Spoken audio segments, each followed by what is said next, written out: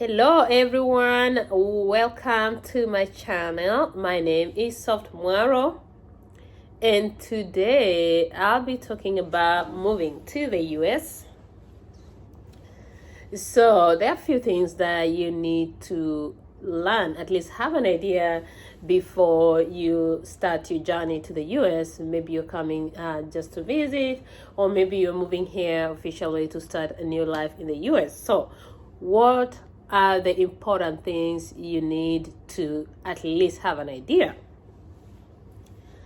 All right, first thing, and this is gonna surprise you: carry your shades, or some people might call it spectacles. Okay. The reason why I'm saying this, when I landed to the US, I find the light too bright for my eyes. And if you're so sensitive to light and it affects you in a way, whether it's like it's not sunny, it's just during the day, please carry on your shades or carry your spectacles. The light here is extremely bright, and I even asked myself, like, did God bless US with too much light? Those are the questions that I like. Okay, this is a land of milk and honey, and wow, it's so bright. It just brings out the idea that wow, US is a bright country. But I had to take time to adjust to the brightness. Of course, it takes time. I had to go to the stores. You can arrive and take a tour to the Walmart stores, where you can get affordable shades you can use for some time. But after some time, you find that your eye is going to adjust to the light, and that's it. Second thing, of course, from different parts of the world, people have different accents. I do have mine, and don't apologize to have an accent. The only issue or barrier that you're going to find at the airport is you're going to meet people with different accent, American accent, and they're going to speak to you. What worked for me is, I know I had a very strong accent. Try to speak slowly. Try to elongate your words. Like, different people speak at different pace. From my country, Kenya, they say we speak really fast. But if you try to drag your words, they're gonna get to really understand what you're saying. Now, understanding the American accent, how do you do that? My trick was, look at their lips, how they move their lips. With time, you're gonna get to understand how they pronounce their words. I know it's hard to look someone in the lips direct, but you just try, because it's gonna be written in their lips. So when they say carb, or they say what they want to say in their accent, at least you have an idea what they're talking about. And it's okay to say pardon or sorry, what did you say, or say that one more time. It's very much okay. So with time, you're gonna understand them. But if you don't understand, just let them repeat. Majority are gonna be happy to repeat, but some will get impatient. It's okay. Just learn to go with their, it's called having the I don't want to say really attitude, but the moods. Yeah, the moods is the right word to say. Some people have moods to explain to you. Some people will not have the moods to take you through. Some people will have patience to listen to what you're talking about for them to understand. Some people will not have that patience. So you learn to adjust. Third thing that I want to talk about is culture difference. And in this, I'm going to be specific. The way we use our words, totally different. It depends with each country where you're coming from. You will find that majorly the things, let's say for example, I used to think are gonna be funny and make someone laugh back home, are not the same things that are gonna be like funny here. So learn to adjust and know that you might throw a joke and someone takes it really serious and they're gonna get mad at you. It's okay. Go ahead and explain yourself. This is not what I meant. What I mean is, blah blah blah. So with that, and through several interaction, you're gonna find that, yeah, you're gonna learn, oh, when you use this word, they're gonna say this is good. When you use a different word again, so learn to adjust. It's all about blending in, adjusting, and getting to know what words work for certain kind of people, what words are going to work to your native people. So it's going to be a little bit different, but once you reach here and you blend, it's going to be good for you. Another thing, I was so excited about long days, sometimes long nights. So I remember I arrived here around May, and May, I think this is whereby you see the sun up until 8. I landed in Dallas, Texas, DFW airport, and I got a chance to stay in Dallas, Texas for some time. So at 8, I used to go out with my phone and like just take pictures, you want to share like, hey guys, it's 8 p.m. We're heading to 9, and look at this, the sun is still up. So it's so exciting, and it's okay. So that's said about long days and long nights. Sometimes when they'll change the time and make it's called time difference adjustment or daylight adjustment. So you'll find that you're gonna have sun going down at around 9 p.m. and some days it's gonna change. It's gonna be long nights, and long nights, that means at around 5 p.m. you're gonna see like it's totally dark. So when you arrive here and you want to run your errands, you have to know what time zone, or is it daylight time savings time or what. So when you plan yourself, you don't want to run into like it's already dark and you haven't really run your errands for the day. So just adjusting according to the time situation. Oh, now this is funny. When I wanted to travel, I looked for the best phone and the best iPad that I would get in the market in Kenya. And yeah, it always feels good to travel looking expensive, coming from all the way from Nairobi or wherever. You want to have these gisty things, and you want a nice phone, and I wouldn't advise you to buy phones actually when you're traveling. Like you're gonna purchase a new phone to carry to the US. Some might work for you because when you reach here, it's not gonna be accepted with a local network. Most of them are usually blocked from using the local network. So you find that you have these expensive gadgets and you can't use them anymore. So I managed to really go the last day that I was supposed to travel. I went to downtown. We call it town in my country. Is it town? Yeah. And I went to buy this iPad, Samsung S2. I think they were just coming to the market, and it was really like slim and really so good. And I thought I'm gonna use this iPad throughout my journey and use it at the airplane. Only to find that again when you reach there, they're telling you have to put your iPad maybe in the luggage, and you're not gonna carry it on the airplane. So it's just like yeah, those little things, don't buy. Save your money, come to the US.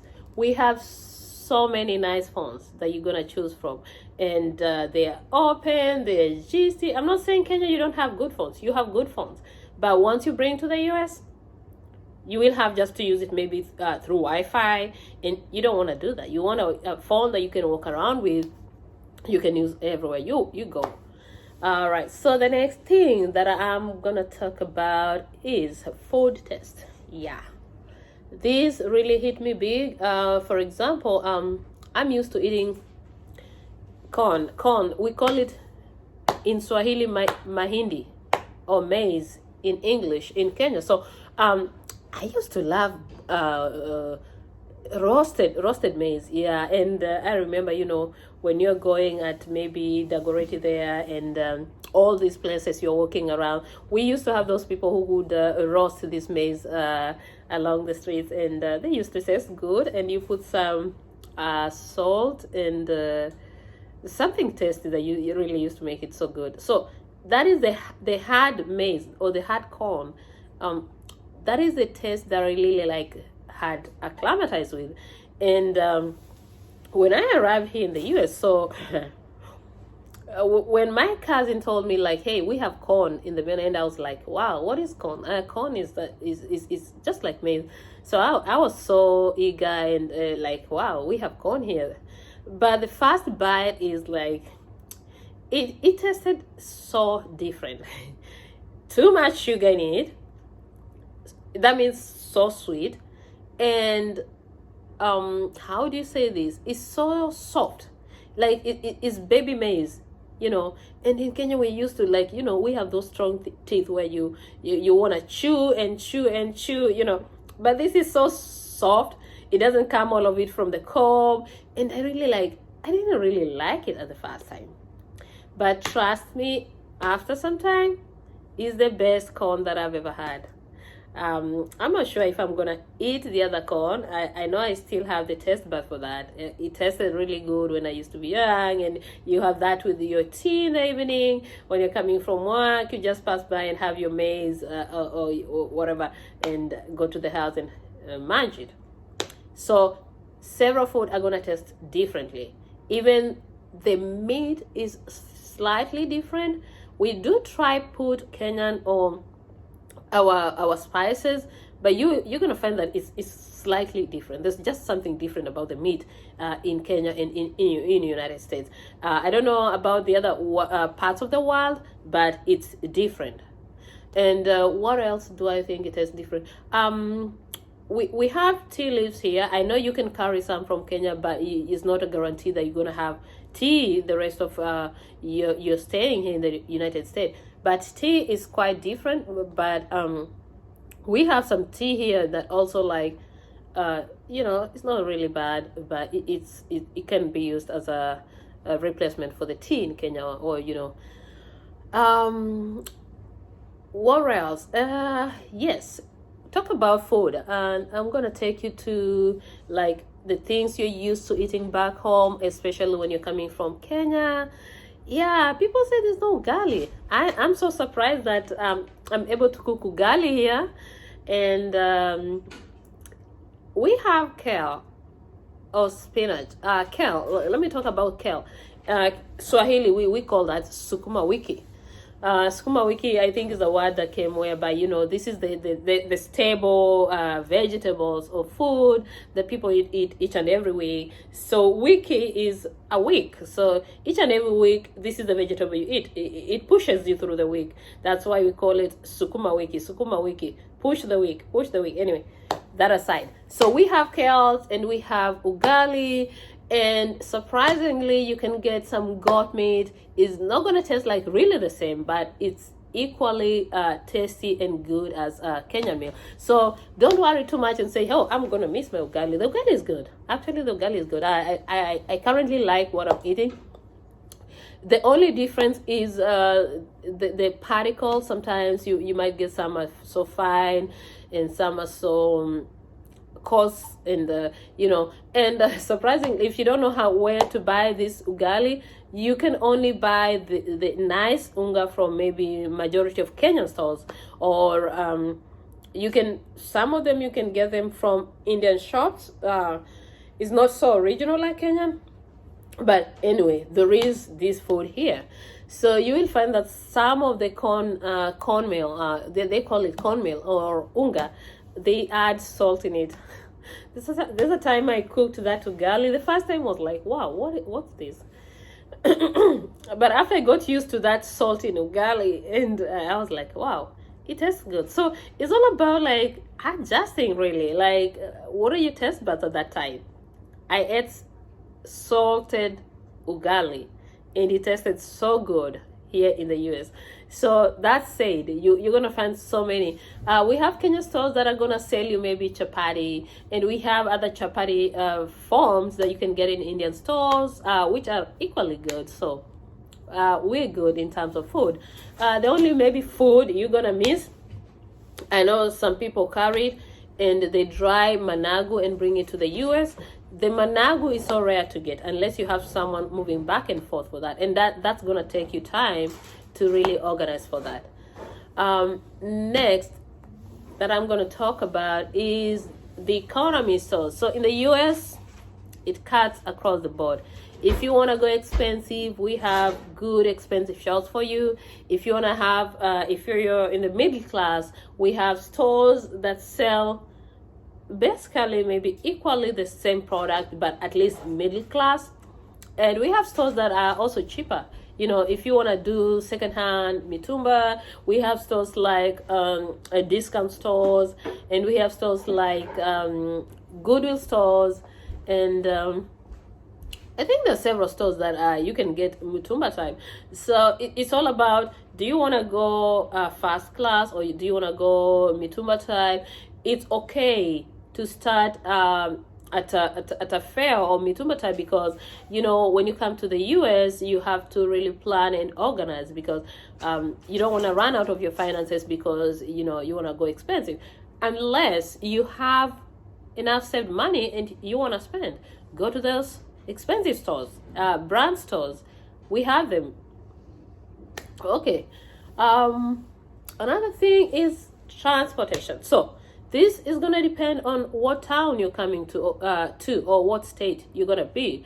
When I landed in Texas, Dallas, the transport system, and by transport system, what I mean is, you know, we have like trains, we have like buses that are going to take you from one point to another. So I never boarded a train in Texas, Dallas, and the main transport system is either you're taking an Uber, or you're taking a Lyft, or any taxi around, or if you don't have a car, that's it. But in some towns, for example, I'm talking about New York. New York is gonna be really hard for you to drive your car. Parking is an issue. Parking are there, but they're really so expensive. You can imagine if you're spending like between $8 and $40, that is like 800 Kenya shillings and 4,000 Kenya shillings per day. You'd rather, like, you know, leave your car at home and just take public means. So it's really, you have to plan, you have to search. If you're using public transport, you have to search and get to know like what time the bus is gonna pass through your house, nearby house, and you have to walk to the stage. Usually it's not really that far, maybe 5-minute walk or 2-minute walk, depends with where your house is. Go to the stage.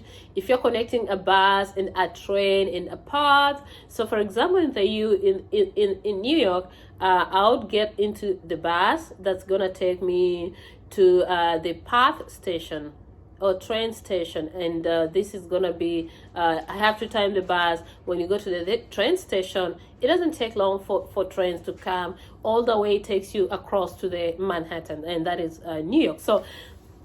So you'll find that different states have excuse me, different transport system, and you have to learn how to like buy the card for swiping in the bus, or you have to walk with loose money if you want to ride a bus. So you give exact fare. There's no change. If they say it's $2, please carry $2. Sometimes they say it's $1.50. So you have to make sure you have enough coins. If you give your $2, you're not gonna get your change back. So trains, you have to learn how to purchase your card for the train so that you're able to swipe for you to get into the train station. That's settled down. So it's all about, again, planning. The unfortunate thing, if you miss your train or your bus, and the train, maybe the next bus is gonna pass in the next 10 or 20 minutes. That means you're gonna be late, maybe for your work, for your appointment. So you have to plan in advance and know what time am I gonna leave the house, and where am I heading to, and you know, all those things. Another thing, self-checkout. This is a very interesting point that I'm gonna put across, but the reason why I'm smiling is, and this is a question just to all of you. So the question today is, we are talking about self-checkout now. I have a question to all of you. Do you think that currently, wherever you are in the country you are, like, if they introduce self-checkout in the stores, that you go, yes, pick everything you want, put them in the cart, and then go scan all the items and pay for them and walk out of the door. So do you think this is gonna work in your country? Is it gonna save time? Is it gonna be effective? Are the companies gonna realize the profit, or the efficiency of this? So give me put that in the comment below, and let me know how it goes. So in the United States, it works so well.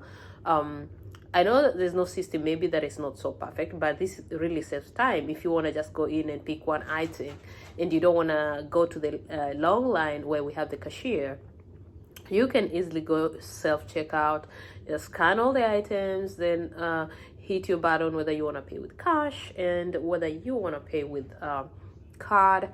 All options are so available, so it makes work really easy and also saves time for so many people. So that's one thing that when you come here, you're gonna like have fun, not thinking about the long lines and so many things. That's said or done, like you're gonna find many services when you say you have an appointment and you need to be there by a certain time. You find that yes, there's someone there, and it's really gonna take like a short time for you to be in and out, and things are done. Unlike other places, you might have an appointment, and this is experience like mostly in Kenya. We have this whereby you go, you need a service, and it really takes long. You can wait not just for 1 hour, it can be 2 hours, 3 hours, or even 4 hours, or even beyond that time. Then someone comes like, hey, sorry I'm late, but I can't see you today. Can you come back tomorrow? So can you imagine you took time off from your work, if you're working, you came all the way from wherever you came from, and you stayed there for hours waiting for this person to come and give you the service. They come in and they let you know like, no, I can't handle today, can you come tomorrow? So that's really so unfair to so many people. And like here, I would say the system is really efficient, so you're gonna have fun and enjoy. So that's it on that. I want to say, if you're new to my channel, please go ahead, subscribe. Let's walk the journey together. I'll share more videos as we continue like putting the video out. You can let me know what exactly maybe you want to hear, or what exactly, if you have any question in particular, you can just put in the comment, or you can DM direct to me, and I'll be able maybe to cover. If I don't have the information, I can find out around and just be able to respond to you. Hit subscribe, notification,